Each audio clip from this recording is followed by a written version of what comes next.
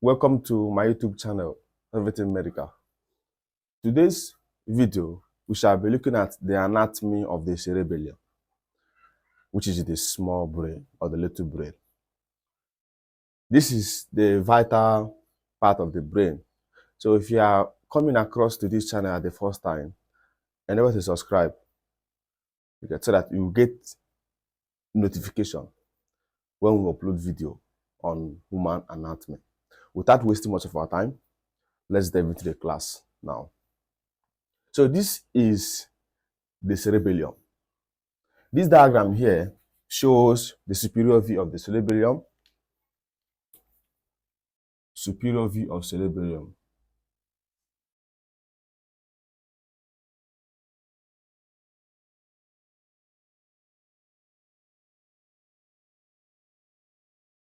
The superior view of the cerebellum. This diagram here shows the sagittal view that contains the brainstem, the cerebellum. You get? So that is how it works. It shows the sagittal view or the sagittal view that contains the brainstem and the cerebellum. This diagram here shows the transverse view that contains the intercerebellar nuclei, the 4 nuclei that is embedded on the white matter. Okay? Now, first of all, let's dive into the class by giving an introduction on what this cerebellum is talking about. So what is cerebellum?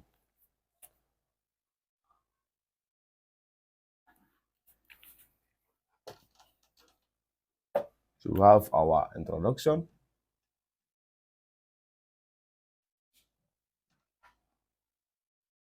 What is cerebellum? Cerebellum can be called, is a Latin word. This cerebellum is a Latin word, which means the little brain. So it is the little brain. Now, the cerebellum is the largest part of the hindbrain and the second largest part of the whole brain generally. So to tell you that it is the what? Largest part of hindbrain, and also second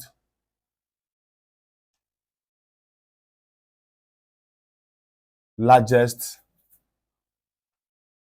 part of the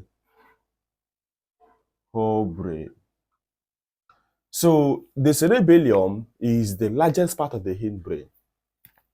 The largest part of the hindbrain. Get. And it is the second largest part of the whole brain generally.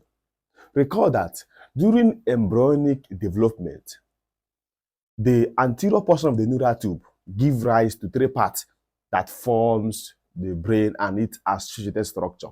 What are the 3 parts that it's been given off by the anterior portion of the neural tube that forms the whole brain? Those 3 parts include, number 1,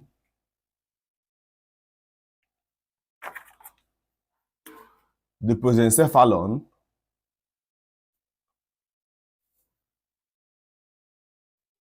which is known as the forebrain.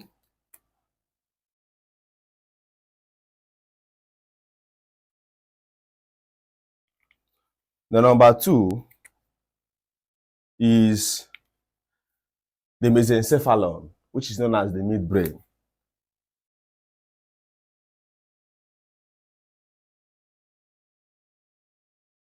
Which is known as the midbrain.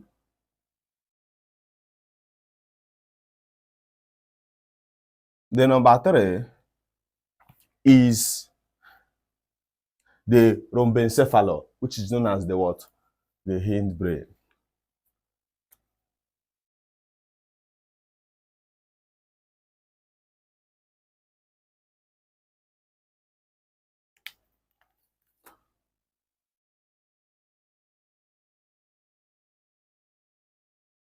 So these are the three parts that was given off by the anterior portion of the neural tube.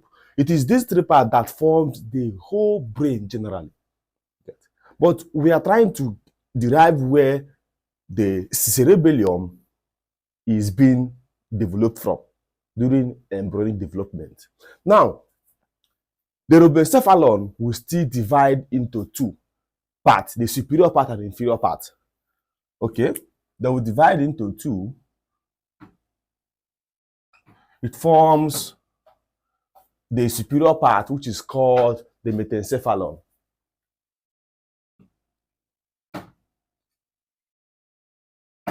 Metencephalon.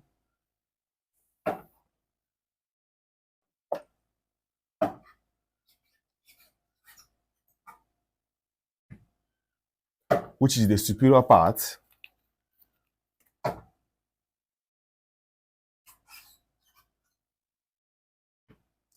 And it also formed the inferior part, which is called the myelencephalon. The myelencephalon, which is the inferior part.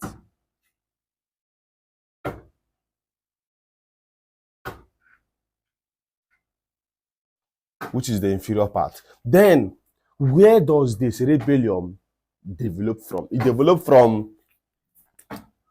the superior part, which is the metencephalon.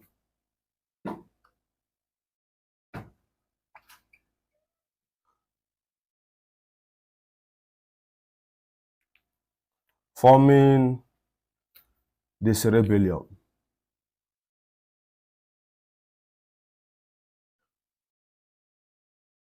That is why the cerebellum is the largest part of the what? Of the hind brain, because it developed from the superior aspect, which is the what? The metencephalon. So that was how the cerebellum evolved from. So that is all about that. The next thing we shall be looking on is the weight of the cerebellum. The weight. The weight.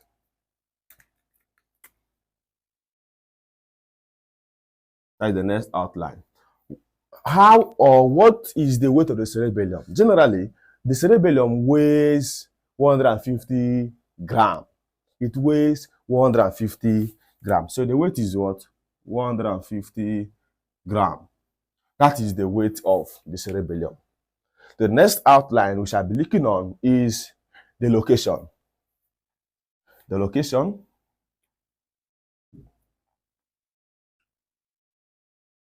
The location. What is the location of the cerebellum? Where is the cerebellum located?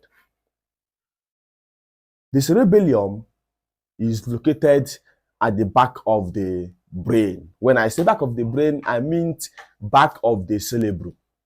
Get? Because the cerebellum is located just inferior to the occipital and the temporal lobe of the brain. Recall that the occipital and temporal lobe of the brain, together with other lobes, forms the cerebral cortex, which is the cerebellum, which is the cerebrum, I mean to say. Get? So the cerebellum is located at the back of the brain, which is the cerebrum, just inferior to the occipital and the temporal lobe of the brain. That is the first location. Get? Now, it also lies at the same level with the pons. As you can see here, watch here. This is the brainstem. This is the transverse section of the what? The cerebellum. How it is situated alongside with the brainstem, because it is found posteriorly to the what? To the brainstem. You get? But at the same level of the pons. So the first location is that it is located just inferiorly to the occipital and the temporal lobe of the what? Of the brain. When I say brain, I'm talking of the cerebrum. You get? Now, it's also found at the same level with the pons and posteriorly to the pons. It is found at the same level with the pons and posteriorly to the what? Pons, where it is being separated from the brainstem by the cavity of the fourth ventricle. Now, this is the midbrain. Here is the what? The midbrain. This is the midbrain. Here is the pons.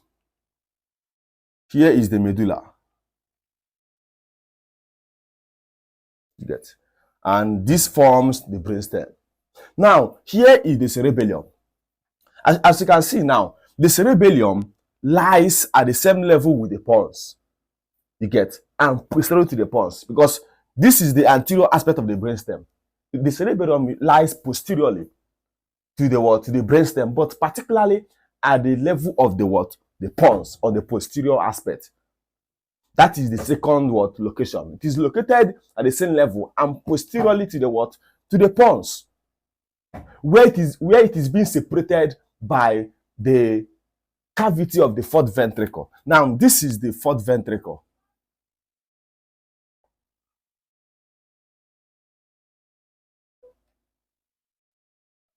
That is the fourth ventricle, because this is the cavity of the fourth ventricle, which is being separated from it, from the what? From the brainstem.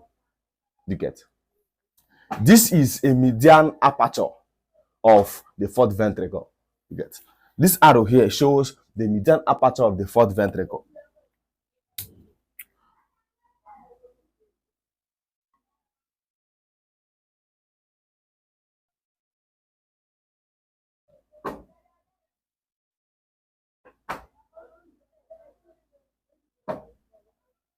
That is the median aperture of the fourth ventricle. Now, we have showed the two locations of the cerebellum. Now, recall that the cerebellum is being separated from the cerebrum by a tough layer of the dura mater called the tentorium cerebelli. The tentorium cerebelli.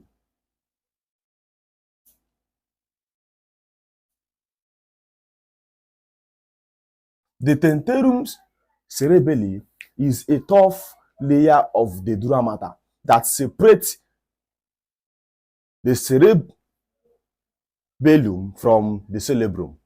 It separates the cerebellum from the cerebrum.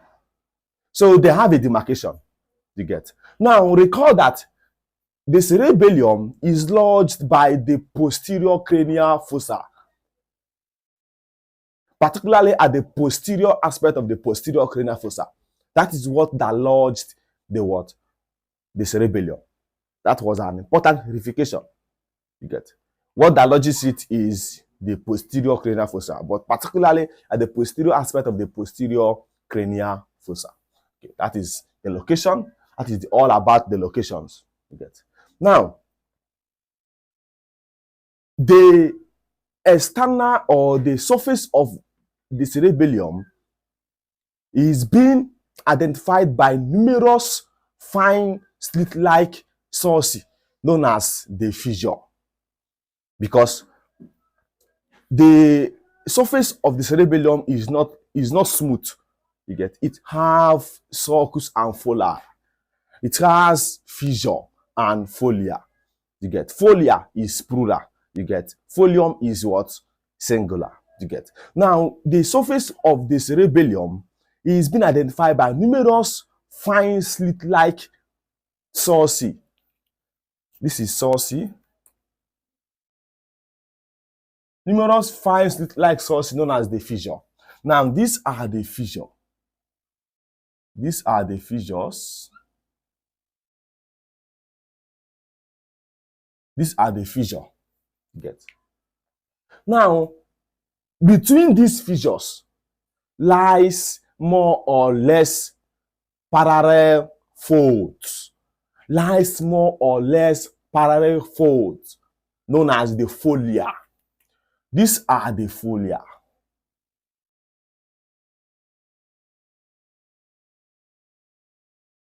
These are the folia.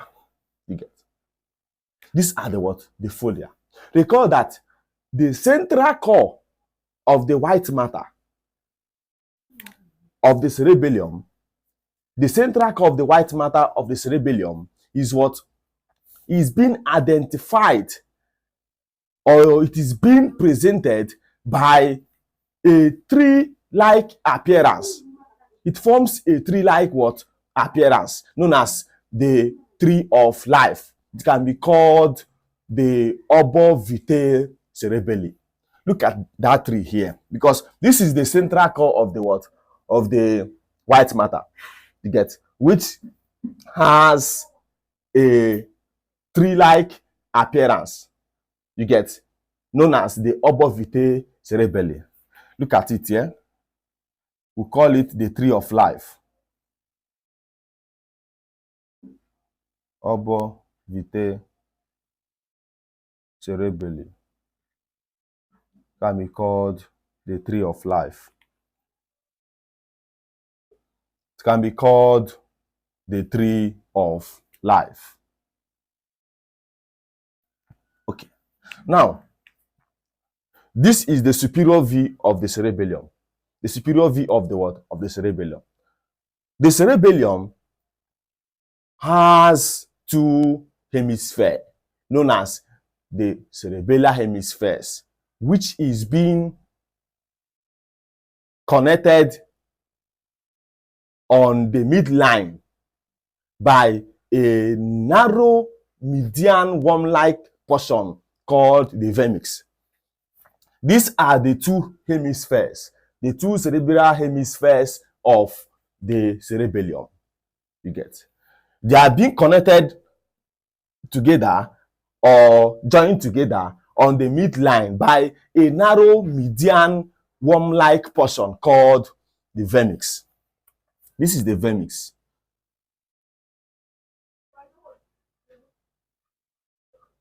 This is the vermix. You get, this is the vermix. These are the cerebral hemisphere, the cerebellar hemispheres. Okay.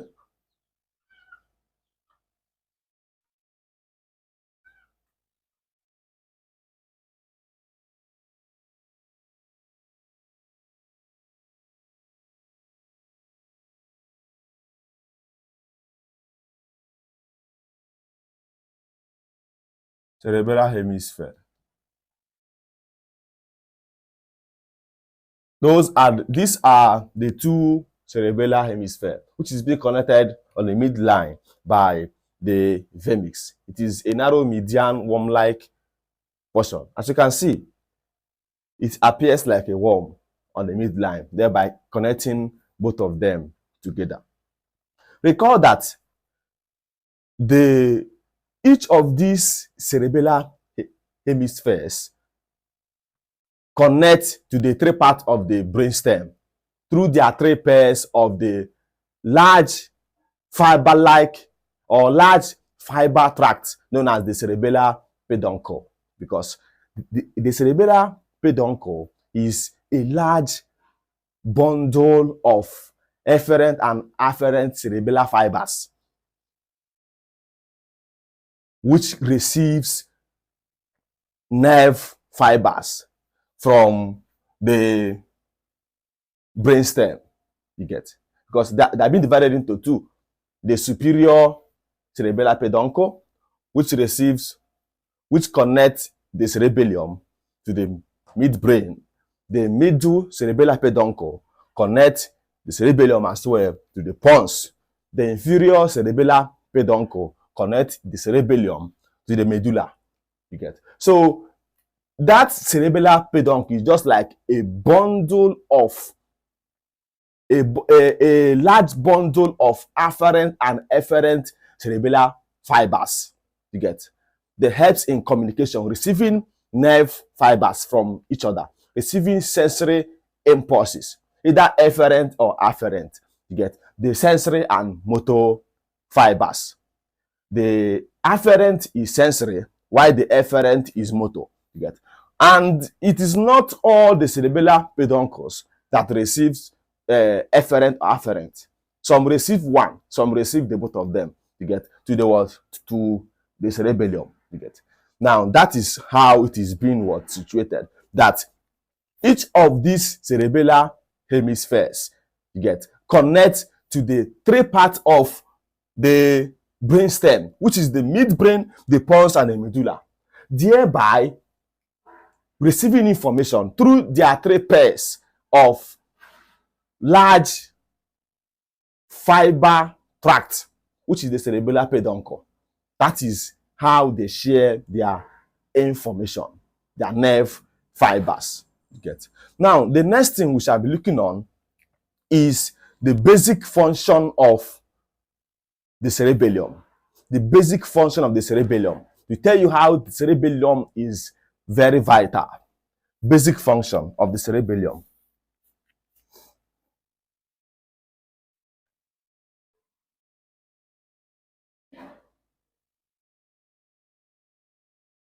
Basic function of the cerebellum. The cerebellum is a vital part of the brain. So it possesses the basic function in which we carry out every day. Number one is maintenance of balance. Maintenance of balance is number one. Maintenance of balance. The number two is regulation of muscle tone.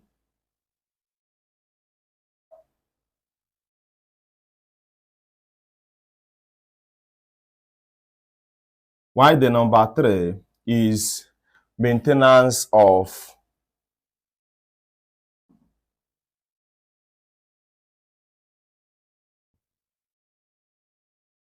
this number three is vital.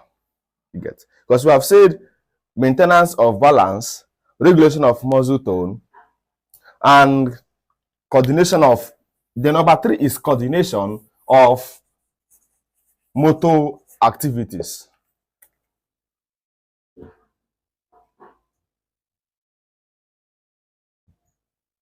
Coordination of motor activities. So these are the three basic functions of the cerebellum. One is the maintenance of balance, two is regulation of muscle tone, while three is coordination of motor activities. So I want to lay emphasis on this coordination of motor activities.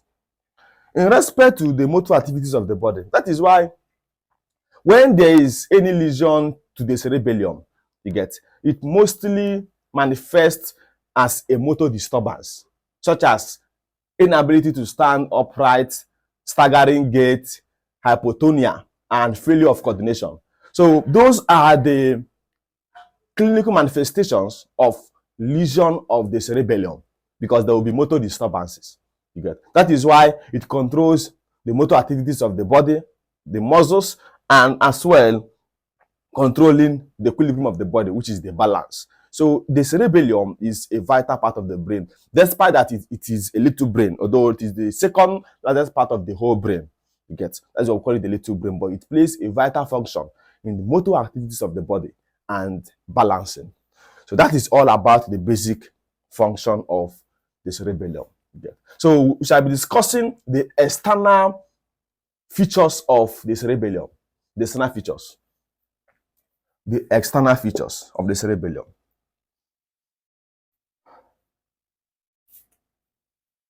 The external features.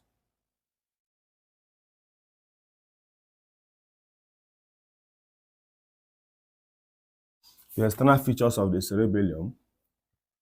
The external features of the cerebellum is grouped into three parts. The first part is two surfaces. It is two surfaces. The second part is the two notches. The two notches. Two notches. While the third part is three well-marked fissures. Three well-marked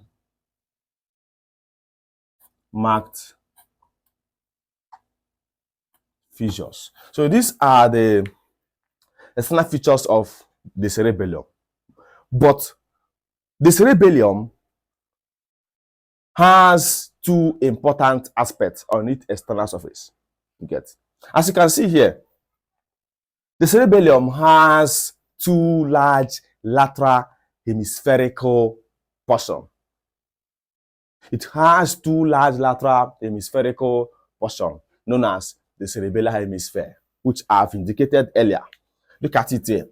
Two large lateral hemispherical portion, you get, which is called the cerebellar hemisphere.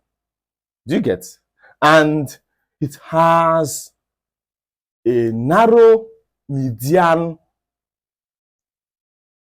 worm-like portion known as the vermix. You get? Look at the vermix here. This is the vermix. The vermix is divided into two aspects, the superior vermix and the inferior vermix. This is the superior vermix here. The superior vermix.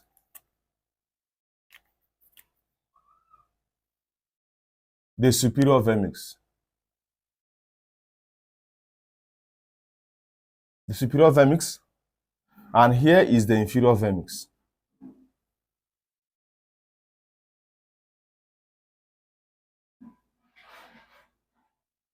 This is the inferior vermix. Now, the superior vermix is continuous upward towards the superior surface of the cerebellar hemisphere. You get?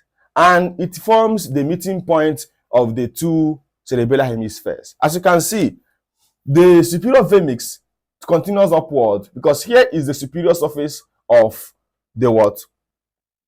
Of the cerebellar hemisphere. So the superior vermix continues upward. The continuous what? Upward towards the superior surface of the cerebellar hemisphere, where the two cerebral hemispheres meet with each what? Other. Get? Because the cerebral hemisphere does not demarcate at the superior aspect of them. Get? They only demarcate at the inferior aspect. So the superior vermix continues upward towards the superior surface of the cerebral hemisphere, where there is a meeting point between the cerebral hemisphere, that is the two cerebral hemisphere. Now, the inferior vermix continues downward to form the floor of the valleculae, cerebelli. The valleculae cerebelli is a deep median notch. You get? It is a deep what? Median notch that is being located at the inferior surface of the cerebellar hemisphere. So the inferior vermix, you get, continues downward to form the floor of the valleculae cerebelli. This is the valleculae cerebelli.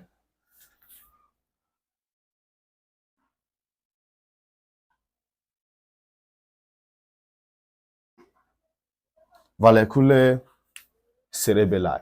It is a deep median notch. It is located here. It is a deep what? Median notch. Do you get that? That is being formed by the inferior vermix. Now, the inferior vermix also demarcates the what? The two cerebellar hemisphere. Important to note, the superior vermix does not demarcate them. They join in that place. While in the inferior vermix, there's a demarcation between the two cerebellar hemispheres. And the inferior vermix forms the floor of the valleculae cerebelli, which is a deep median notch that is found in the inferior surface of the cerebellar hemispheres. As an important clarification. Okay, so the next thing we shall be looking on is the two surfaces, because we have discussed the two cerebral hemispheres and the what? The vermix, which is a narrow median worm-like portion that connect the two cerebral hemispheres together. Now, the two surfaces. Let's go to the two surfaces. The cerebellum has two surfaces, the superior surface and the inferior surface. This is the superior surface.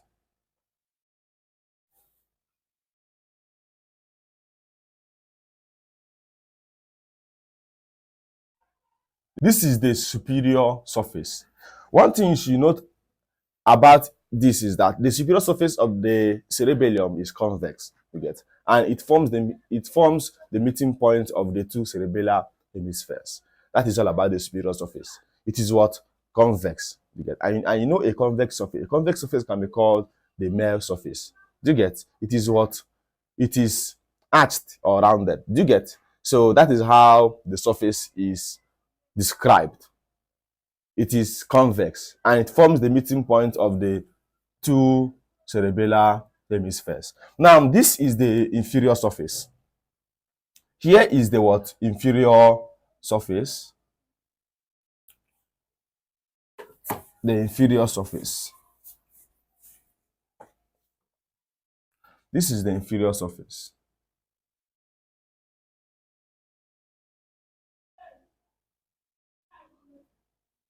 The inferior surface of the cerebellum, get, how does it work? It contains the median or the deep median notch known as the valleculae cerebelli. The valleculae cerebelli, you get, because the valleculae cerebelli, its floor forms the inferior vermis.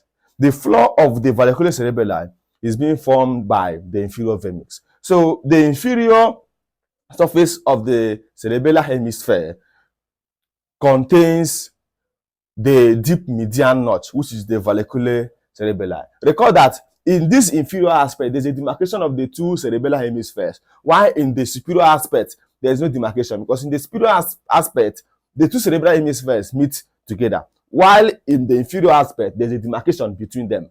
That is an important verification that you should note about. You get. So the inferior surface contains the deep median notch, which is the valleculae cerebelli. You get. And recall that the floor of this valleculae cerebelli, which is a notch, is being formed by the inferior vermis. You get, because we have superior vermis and inferior vermis. So that is how it works. The next thing we shall be discussing on the external surface is the two notches. The two notches. The two notches.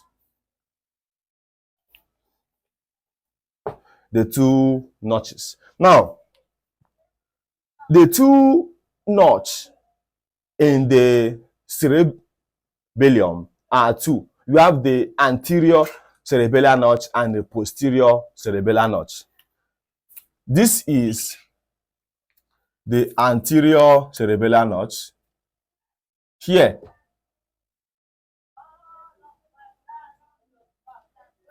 is anterior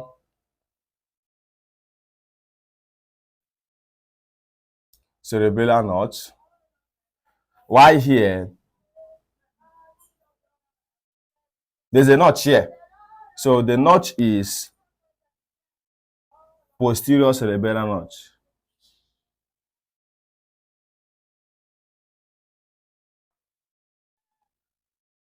Posterior cerebellar notch. The posterior cerebellar notch.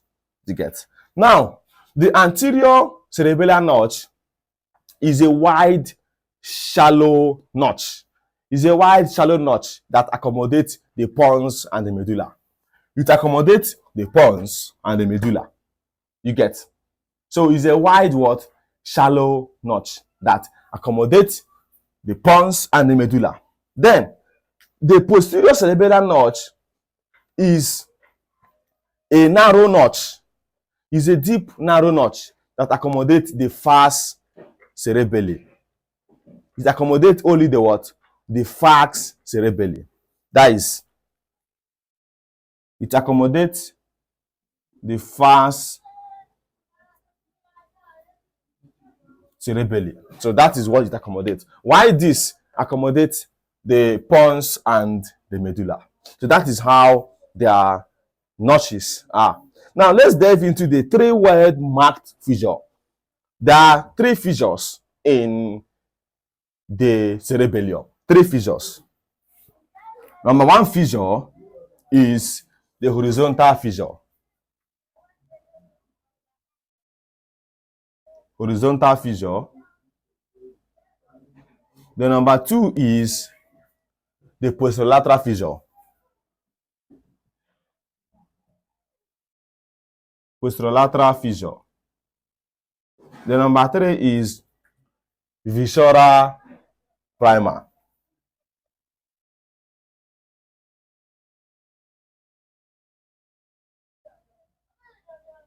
Visceral primer. Now, let's look at their features.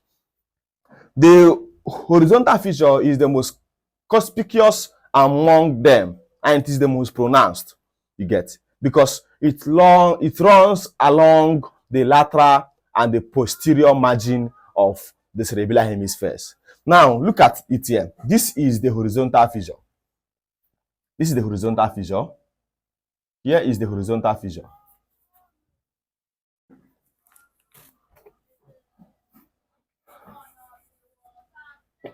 This is the horizontal fissure.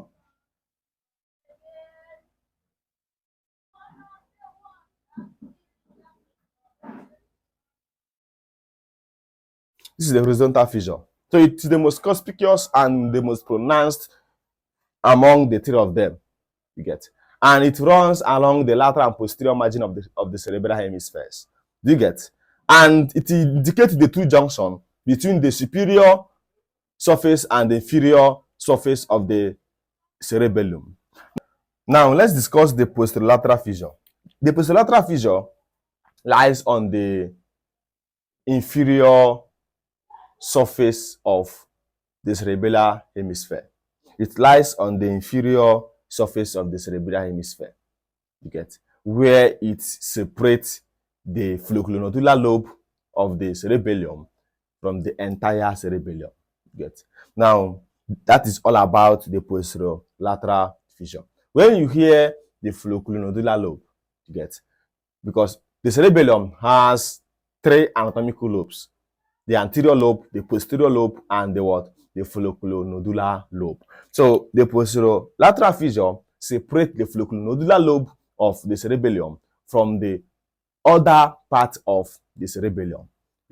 Now, the visceral primer. Let's take a good look at the visceral primer. Here is the visceral primer. Look at it here. Look at it here.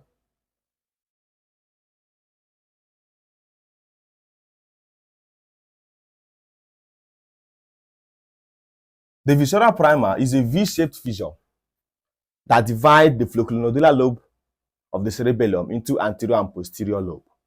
That is how the fissure works. It divides the folliculonodular lobe of the cerebellum into anterior and posterior lobe. So these are the 3 fissures of the cerebellum. Although there are several fissures of the cerebellum, but these 3 has a vital and descriptive value. That is why we choose to discuss these 3, because if you have discussed other fissures, it will make the cerebellum complex to understand. So this one has descriptive value compared to other fissures. So that is why we choose to discuss these 3. Okay. The next we shall be discussing is the anatomical lobes of the cerebellum. Anatomical lobes of the cerebellum. Anatomical lobes of the cerebellum.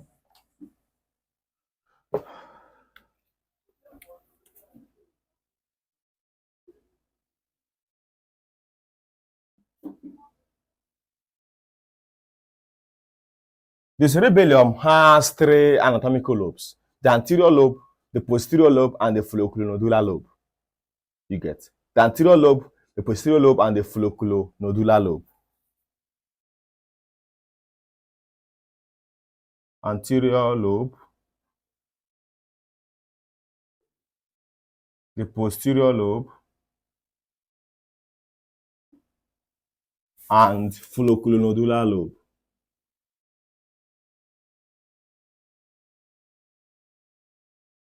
These are the 3 lobes of the cerebellum. Now, let's start with the anterior lobe. These are the anatomical lobes of the cerebellum. The anterior lobe lies on the superior surface of the cerebellum anteriorly to the visceral primer. Anteriorly to the visceral primer. Now, the posterior lobe lies on the visceral primer on the superior surface of the cerebellum, and the posterior lateral fissure on the inferior surface of the cerebellum. That is how the posterior lobe is being situated. The posterior lobe lies on the visceral primer, which is on the superior surface of the cerebellum. So it lies on two major aspects.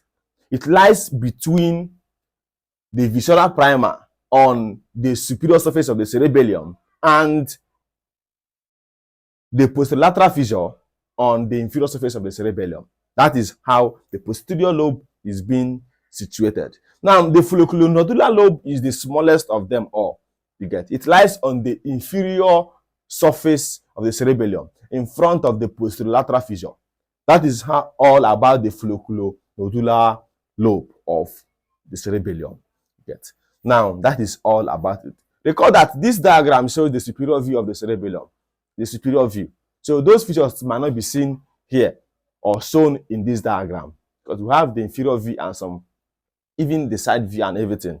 You get. So that is all about the anatomical lobes of the cerebellum.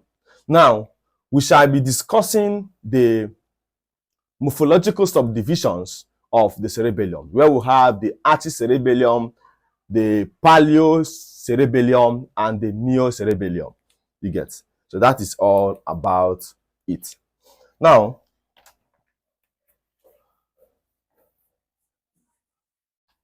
the morphological subdivisions of the cerebellum.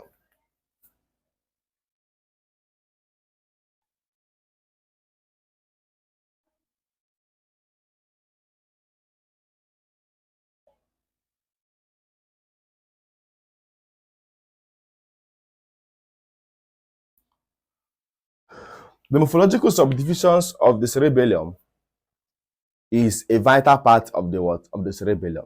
You get? Because phylogenetically and functional criteria, the cerebellum is classified into three aspects. Number one is the archicerebellum.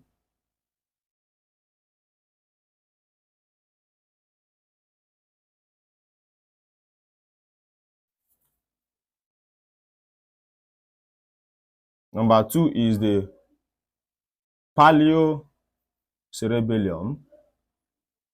Number three is the neocerebellum.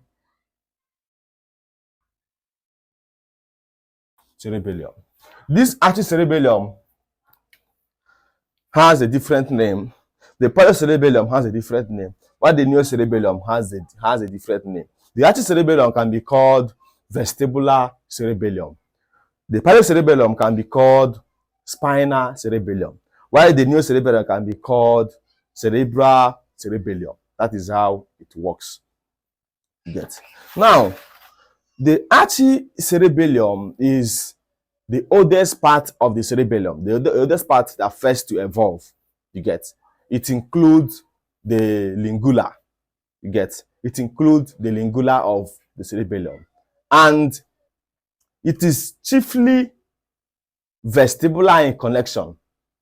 That is why it is concerned with the maintenance of the balance, the body balance, that's equilibrium, maintenance of the muscle tone, maintenance of posture, you get, and as well the trunk muscles. It maintains the posture of the trunk muscles as well. Now, the paleocerebellum can be called the spinal cerebellum. You get. It is the second part of the cerebellum that develops. You get. And how does it work? You get. It is chiefly or principally spinocerebellar. It is chiefly or principally spinocerebellar in connection. You get. And it is concerned with maintenance of body posture as well, the muscular tone, and the crude movement of the body limbs. That is the action of the paleo-cerebellum. You get the paleo-cerebellum. And the neocerebellum can be called the cerebral cerebellum. You get it is the last part of the cerebellum to evolve or to develop. It contains the middle lobe of the cerebellum, which is the largest part of the cerebellum. The middle lobe of the cerebellum can be called the what? It can be called the posterior lobe of the cerebellum. You get that is just the middle lobe of the cerebellum, which is between the visual primer on the superior surface of the cerebellum and the posterolateral fissure on the inferior surface of the what? The cerebellum. Now, the neocerebellum, phylogenetically, it is purely or chiefly cortico-pontocerebellar in connection. It is concerned with the fine movement or the scaled movement of voluntary actions. You get it concerned with the scaled movement of the voluntary action. So that is all about the neocerebellum. So we have discussed the morphological subdivisions of the what? The cerebellum. They call that the oldest is the archicerebellum, seconded by the paleocerebellum, while the most recent is the what? Neocerebellum in the development of the what? Of the cerebellum. So that is how it works. The next we shall be discussing is the internal structures of the cerebellum, where we have the gray matter and the white matter and the intercerebellar nuclei. The intercerebellar nuclei. Okay.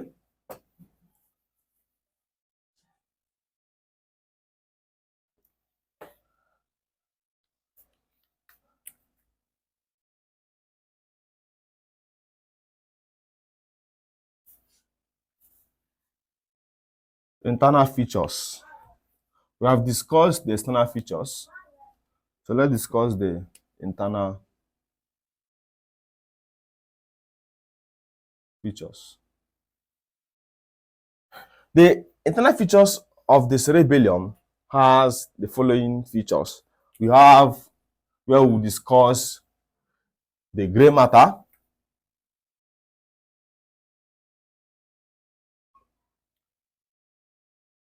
the white matter, and intercerebellar nuclei.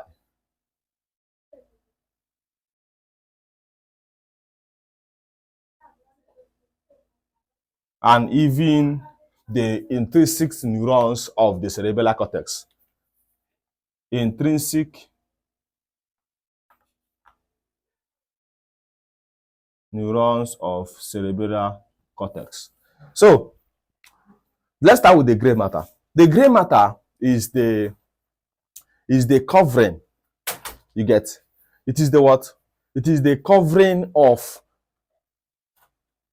the cerebellum. It covers the surface of the cerebellum, which is tightly folded to form the cerebellar cortex.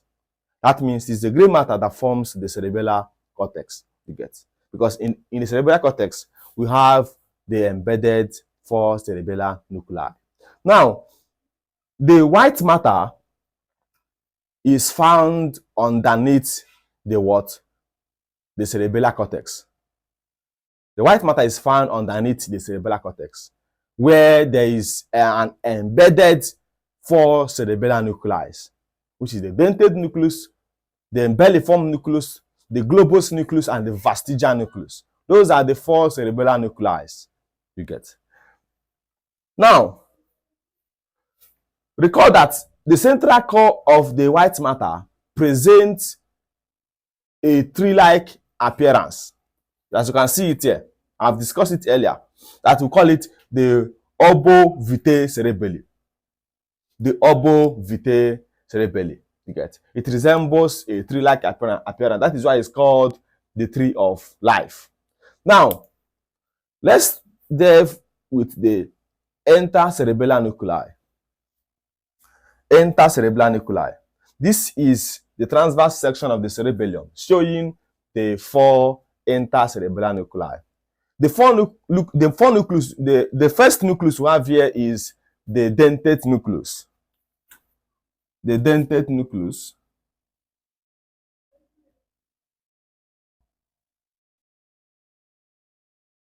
The dentate nucleus is the largest among the three other nuclei we have, and it is very developed among the primates. You get it is the nucleus of the neocerebellum, and it receives afferent fibers from the neocerebellum.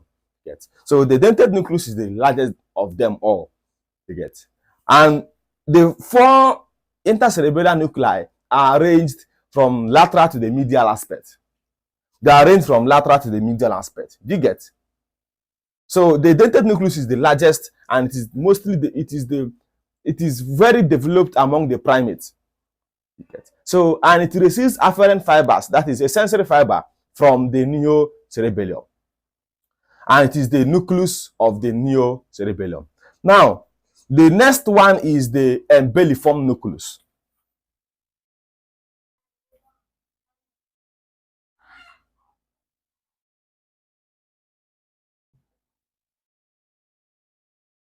Embelliform nucleus. Embelliform nucleus is a nucleus that is oval in shape. It is what? Oval in shape, and it lies medial to the what? Dentate nucleus. It lies medial to the what? Dentate nucleus. It is referred as the nucleus of the paleocerebellum. You get, which can be called the spinal cerebellum, and it receives afferent fibers from the paleocerebellum. So it is the nucleus of the paleocerebellum. Now, the next one is the round shaped nucleus, which is called the globus nucleus. The globus nucleus.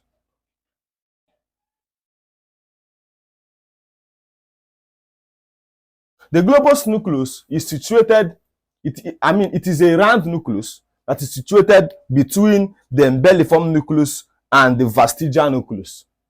You get, it have the same connection with the embelliform nucleus. That is why two of them are called nucleus interpositus. Two of them are called nucleus interpositus because they share the same connection between each other.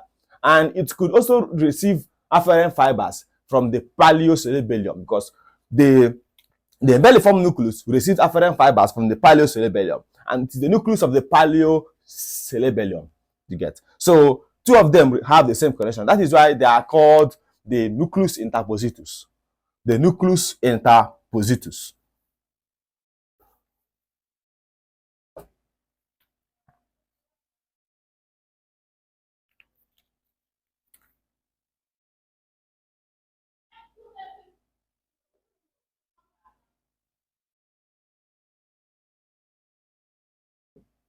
Nucleus interpositus. Okay. So that is how they work. The next nucleus which I'll be discussing is the what? Is the vestigial nucleus. The vestigial nucleus.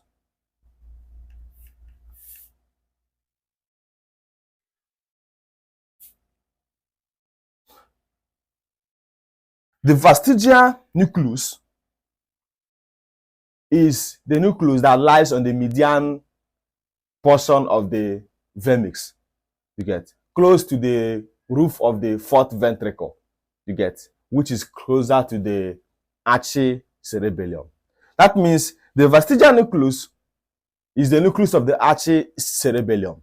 You get, it receives afferent fibers from the folliculonodular lobe of the brain, which comprises of the archicerebellum. So that is all about the vestigial nucleus. Recall that vestigial nucleus receives afferent fibers from the archicerebellum. The dentate nucleus receives afferent fibers from the neocerebellum, while the embelliform and globus nucleus receive afferent fibers from the paleocerebellum. That is the nucleus of the cerebellum. So the intercerebellar nuclei.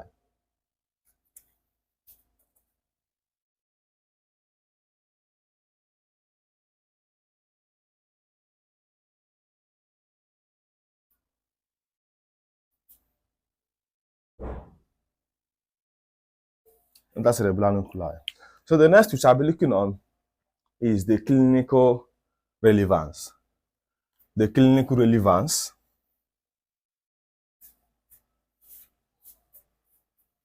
the clinical relevance.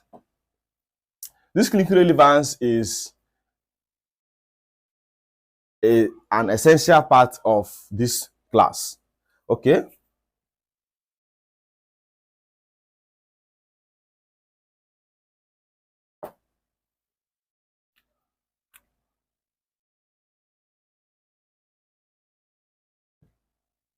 On the clinical relevance of the cerebellum, number one is the lesion to the cerebellum, which will lead to cerebellar syndrome. Lesion of cerebellum. When there is a lesion to the cerebellum, it will implicate several symptoms and signs that will show on the body. You get. And what are those things that can cause lesion of the cerebellum? It could be a tremor, it could be a tumor, it could be vascular occlusions, or high increase in alcohol consumption. That is, chronic alcohol consumption can lead to what? Lesion of the cerebellum. You get. So there are those things that can cause lesion of the cerebellum, which I've just mentioned. One is tremor, two is tumor, three is vascular occlusion, and four is chronic alcohol consumption. You get. Or excess alcohol consumption can lead to what? Lesion of the cerebellum. And when there is lesion of the cerebellum, it could implicate cerebellar syndrome. And what are those physical signs that could be seen? One is ataxia. There will be ataxia. There will be ataxia. Two, there will be scanning speech.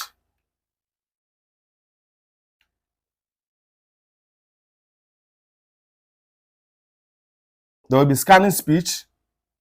Three, there will be hypotonia.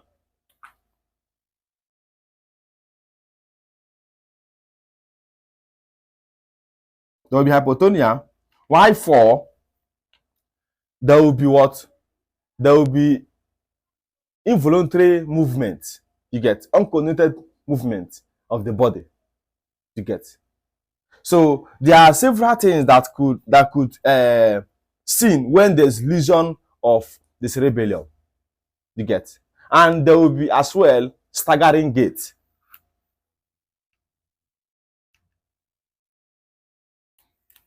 There will be staggering gait.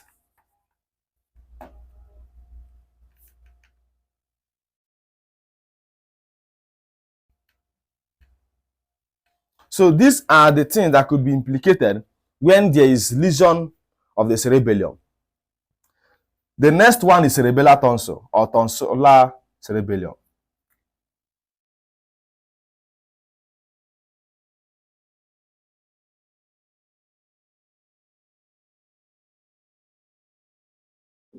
Cerebellar tonsil. So those are the clinical relevances associated with the what? With the cerebellum. The lesion of the cerebellum, which could implicate all these things I just listed here, and cerebellar tonsil. Believe we have done justice to the anatomy of the cerebellum. Thank you so much for staying to the end of the class.